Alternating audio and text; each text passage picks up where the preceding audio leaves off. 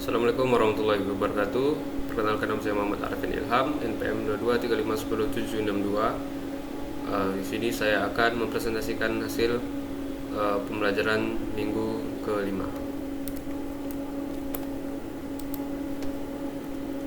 Yang pertama itu Introduction React Native.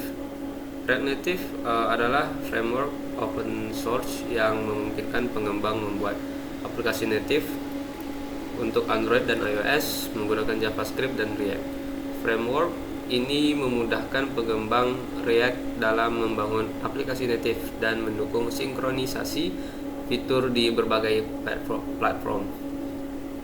Expo contohnya sebagai framework pendukung menyediakan API, library, serta alat bantu berbasis file dan plugin tanpa perlu pengelolaan file manual. Expo yang bersifat open source dan gratis juga memiliki komunitas aktif di GitHub dan Discord. Di React Native, elemen UI seperti teks, gambar, dan tombol disebut komponen native dan dirender sebagai elemen asli di Android dan iOS. Selain komponen bawaan, React Native memungkinkan pembuatan komponen khusus dan akses komponen dari komunitas melalui direktori native. Seperti ini contohnya. Yang kedua, React Native, Core Component and Native Component. Nah, Native Component pada pengembangan Android, tampilan dibuat dengan Kotlin atau Java. Di iOS menggunakan Swift atau Objective-C. Namun, dengan React Native, Anda dapat mengakses tampilan ini melalui JavaScript dengan komponen React. Saat runtime, React Native merender tampilan Android dan iOS sesuai komponen yang dipanggil, sehingga aplikasi terasa dan berfungsi layaknya aplikasi asli. Komponen yang didukung langsung oleh platform ini disebut komponen asli atau native component. React Native memiliki komponen inti, yaitu serangkaian komponen asli yang siap digunakan untuk membangun aplikasi. Selain itu, Anda dapat membuat komponen asli khusus untuk memenuhi kebutuhan aplikasi Anda, atau menggunakan komponen tambahan dari komunitas di direktori asli. Yang kedua, Core Component. React Native menyediakan banyak komponen inti, mulai dari kontrol hingga indikator aktivitas. Nah, yang pertama, React Native UI Component View, Android View, iOS juga UI View, Web Analog, Non-Scrolling Div. Jadi deskripsi untuk view ini, a container that supports layout with flexbox, style, some touch handling, and accessibility controls. Komponen ini mendukung layout menggunakan flexbox yang memudahkan pengaturan tata letak elemen-elemen dalam kontainer secara responsif. Dalam kontainer lalu memungkinkan penyesuaian tampilan dengan menggunakan property style seperti warna, padding, ukuran, dan lain sebagainya. Bisa juga menambahkan aksi. Jadi some touch handling ini aksi seperti menggeser atau menggeser elemen. Lalu menyediakan fitur-fitur untuk aksesibilitas yang memudahkan pengguna dalam kebutuhan khusus untuk berinteraksi dengan aplikasi. Yang kedua ada teks. Deskripsinya display, style, and nest string of text and even handles touch event. Mendukung nesting atau tumpukan teks secara bertingkat, sehingga kita dapat dapat meletakkan elemen teks di dalam elemen teks lainnya. Secara keseluruhan, komponen ini adalah elemen teks fleksibel yang dapat ditata, disusun, dan digunakan. Lalu image, display different types of image. Jadi komponen ini dia bisa menambahkan gambar untuk menampilkan gambar dari berbagai sumber seperti gambar dari lokal atau URL atau bahkan gambar yang dimuat oleh jaringan. Selanjutnya, generic scrolling container that can contain multiple component and view. Komponen ini bisa menampung banyak elemen atau tampilan lainnya. Jadi dia bisa di scroll melalui konten tersebut. Jadi komponen ini berguna ketika ada konten yang panjang atau banyak yang sehingga tidak muat di dalam tampilan satu layar. Yang text input ini allow user to enter text. Jadi dia memberikan izin kepada user atau pengguna untuk memasukkan teks. Seperti ini contohnya. Lalu React Native menyediakan banyak komponen inti mulai dari kontrol hingga indikator aktivitas karena React Native menggunakan API yang mirip dengan komponen React. Memahami API komponen React adalah langkah awal yang penting. Di bagian berikut terdapat pengantar singkat tentang API tersebut. Yang ketiga, React Native React Fundamentals. Yang pertama ada komponen. Komponen dapat dianggap sebagai blueprint atau cetak biru untuk elemen dalam aplikasi. Apapun yang dihasilkan oleh fungsi komponen akan ditampilkan sebagai elemen React di layar, memungkinkan untuk menentukan apa yang ingin ditampilkan. Seperti berikut contohnya. Lalu ini ada custom komponen dan multiple komponen. Ini custom komponen, ada bisa custom style dan lain sebagainya. Ini multiple komponen bisa di. Lalu ada JSX. React dan React Native menggunakan JSX, yaitu sintaks yang memungkinkan Anda menulis elemen di dalam JavaScript. Contohnya Anda menulis ini seperti untuk informasi lebih lanjut ini seperti ini. Jadi adalah cons nama, jadi kita tinggal panggil hello I am name tadi, maka akan muncul output seperti ini. Lalu ada props, singkatnya dari properties, digunakan untuk menyesuaikan komponen React. Banyak komponen inti React Native juga dapat diatur melalui properti ini. Dengan props, Anda dapat membangun berbagai elemen menggunakan komponen inti seperti teks, gambar, tampilan. Namun untuk membuat elemen yang interaktif, Anda memerlukan state. Seperti ini contoh codingannya. Lalu untuk state, jika props digunakan untuk mengatur bagaimana komponen dirender, state adalah tempat untuk menyimpan data yang bersifat pribadi bagi suatu komponen.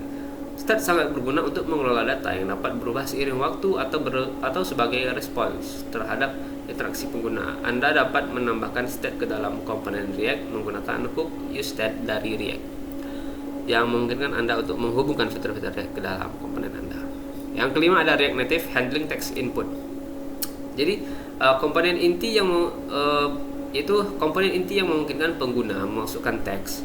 Komponen ini memiliki properti onChange text yang menggunakan fungsi untuk dipanggil setiap kali teks berubah, dan properti onSubmit editing yang menggunakan fungsi untuk dipanggil saat teks dikirimkan. Misalnya saat pengguna mengetik, lalu kita menerjemahkan kata-kata mereka ke bahasa lain. Contohnya, dalam bahasa baru ini setiap kata ditulis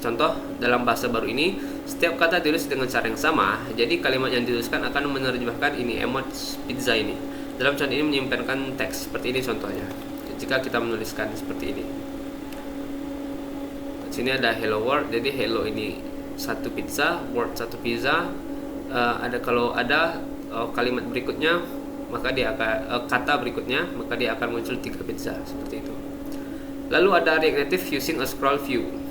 Scroll view ada wadah yang mungkin Anda untuk scroll beberapa komponen dan tampilan, baik secara vertikal maupun horizontal. Pengguna dapat mengatur, juga kita dapat mengatur tampilan berpindah dengan menggeser menggunakan properti paging enable atau menggunakan view pager di Android untuk men-scroll horizontal. Di iOS, scroll view dengan satu item memungkinkan pengguna memperbesar konten dengan gerakan mencubit untuk mengecil atau membesarkan. Jika Anda mengatur properti maksimum zoom scale dan minimum zoom scale, scroll view paling efektif untuk menampilkan beberapa elemen kecil. Semua elemen dalam scroll view dirender meskipun tidak terlihat di layar. Seperti ini contohnya. Jadi ini nanti bisa di scroll ke atas seperti itu, seperti layaknya kita bermain gadget. Selanjutnya ada React Native Troubleshooting. Yang pertama ada port already in use. Port telah digunakan. Metro Bundler menggunakan port 8081. Jika port ini sudah digunakan oleh aplikasi lain, Anda bisa mengetikkan aplikasi tersebut atau mengubah port yang digunakan oleh bundler. Terminating a process on port 8081. Untuk menemukan proses yang menggunakan port 8081, jalankan perintah sudo lsof min i 8081 jika untuk melihat ID prosesnya. Kemudian hentikan proses tersebut dengan kill min 9 buka kurung siku PID di Windows. Anda bisa menggunakan resource monitor untuk menemukan proses dan task manager untuk menghentikannya. Selanjutnya ada using a port other than 8081 XT1 untuk menggunakan port yang berbeda. Jalankan npm start port XT88. Lalu selanjutnya npm logging error. Jika muncul kesalahan seperti npm warn locking error e-access, jalankan sintaks seperti berikut. Lalu ada missing libraries for React. Pastikan semua dependensi seperti rcttx, .xcode, proj, dan rcti image.xcode proj sudah ada jika menggunakan Cocoa Pods. Tambahkan React di pod file dan jalankan pod install. Selanjutnya ada React Native does not compile when being used as a Cocoa Pod. Gunakan plugin Cocoa Pods Fix React Native untuk menyelesaikan masalah setelah menggunakan pengelola dependensi. Selanjutnya ada arguments is too long, recursive header expansion fail. Periksa dan kembalikan pengaturan user search, header paths, and header search paths di Xcode ke default. Selanjutnya ada React Native init hacks. Jika npx React Native init tidak berfungsi, coba jalankan npx React Native init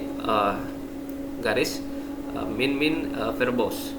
Selanjutnya ada unable to start React Native package manager on Linux. Jika muncul kesalahan enos enospc, jalankan sintaks echo ini sebagai berikut. Lalu ada error sponsing .slice gradlu access. Jika mengalami masalah saat menjalankan npm run Android atau yarn Android di macOS, coba jalankan perintah sudo chmod plus x android / gradlu untuk